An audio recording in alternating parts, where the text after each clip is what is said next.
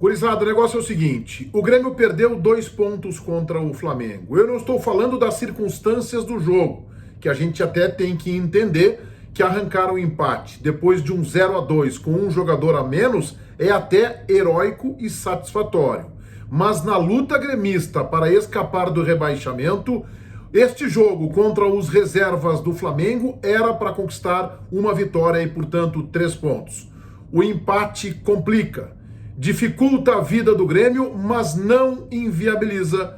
O Grêmio segue vivo e neste vídeo a gente fala das circunstâncias de um jogo muito curioso na noite desta quarta-feira na Arena e como fica a situação gremista para fugir do Z4.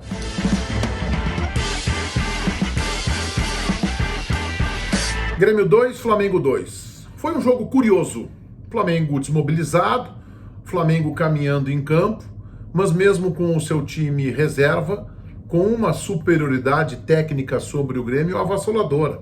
Esse time reserva que o Renato mandou a campo é melhor que o time do Grêmio, que é claro, também a perna gremista pesada, porque o Grêmio tem uma responsabilidade gigante, carrega um piano nas costas e precisava necessariamente dos 3 pontos, mas não conseguiu.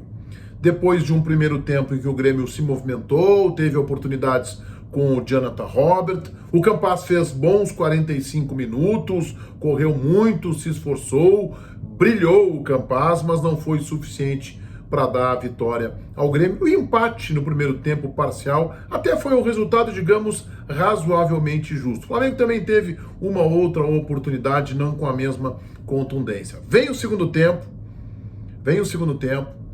o Flamengo faz a 13 minutos com o Vitinho, num vacilo do Rafinha, 1-0. 2 minutos depois, o Jonathan Robert é expulso, e ali já se poderia dar o jogo por vencido pelo Flamengo. Aliás, a expulsão do Jonathan Robert, no mínimo polêmica, pelo segundo cartão amarelo, no mínimo um lance polêmico, mas a interpretação foi da expulsão do segundo amarelo. Aos 28, a vida gremista fica ainda mais complicada. E aí parecia irreversível. Vitinho, numa falha do Juan, faz Flamengo 2-0, Flamengo com 11 contra 10. Mas é o Flamengo, desmotivado, desmobilizado no Campeonato Brasileiro, de olho na Libertadores da América, treinado por um Renato também à beira do campo, desmotivado. Flamengo que entrou em campo, aliás, no primeiro tempo, dava uma ideia de estar jogando um jogo treino, assim, um amistoso, né? Sem muito envolvimento, defensivamente, tentando fazer alguma coisa, mas um Flamengo que não estava muito empolgado, comandado por um técnico também pouco empolgado.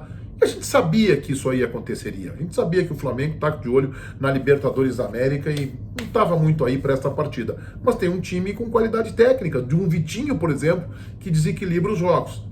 28 minutos do segundo tempo, 2-0 para o Flamengo, um jogador a mais. Só que 1 minuto depois, o Ferreirinha faz uma jogada eficiente, o Borja desconta aos 29, 1 minutinho depois, o Flamengo não conseguiu nem curtir o 2-0. E aí o jogo fica aberto. Aí o Grêmio vai meio atabalhoado, o Mancini começa a trocar, começa a mexer na equipe, o Grêmio já não respeita mais nenhum esquema tático, aí vai no desespero e num lance individual do Ferreira consegue empatar o jogo. Poderia ter feito o terceiro e poderia também ter tomado o terceiro, tal o quanto o jogo ficou franco e aberto. 2-2, num jogo que a gente pode elogiar a reação gremista, mas a gente também tem que entender as deficiências técnicas de um Grêmio que se esforçou muito e conseguiu muito mais neste esforço, na superação, na dedicação, na entrega, chegar, ufa, ao empatezinho com o Flamengo. Mas um ponto é insuficiente. O Grêmio precisava somar 3 pontos. O Grêmio está vivo no Campeonato Brasileiro, eu reforço isso. O Grêmio não está rebaixado, o Grêmio está vivo. E não é assim algo que a gente possa dizer, puxa vida, mas é muito mais que um impossível, é um milagre. Não é esta a matemática. Também, nesta rodada, o Juventude empatou com o Atlético Goianiense. Eu não acho o resultado nem lá muito ruim, mas também nem lá muito bom. Porque são 2 adversários do Grêmio que pontuam, mantêm a mesma pontuação do Grêmio, cada um fez 1 ponto.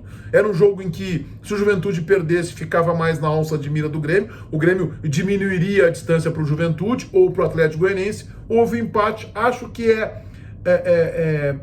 para o Grêmio não é o ideal, mas também não é um resultado terrível na combinação. Então, assim, olhando para a tabela, que eu vou colocar aqui para vocês, Vamos pegar aí de quem tem 41 pontos para baixo. O Atlético Paranaense, que eu acho que não cai, 13º 41, São Paulo 41. Os dois jogam nesta quinta-feira, portanto, tanto o Atlético Paranaense quanto o São Paulo tem um jogo a menos do que o Grêmio. Depois, o Atlético Goianiense, com o mesmo número de jogos do Grêmio, também tem 41.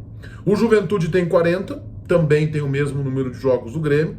E aí, já abrindo a zona de rebaixamento, o Bahia com 37 pontos, um a mais do que o Grêmio, e tem mais 5 jogos a cumprir. E o Grêmio tem mais 4 jogos a cumprir. O Grêmio tem 36 pontos. O que o Grêmio precisa a partir de agora? O Grêmio vai jogar agora. O Grêmio tem mais 4 jogos.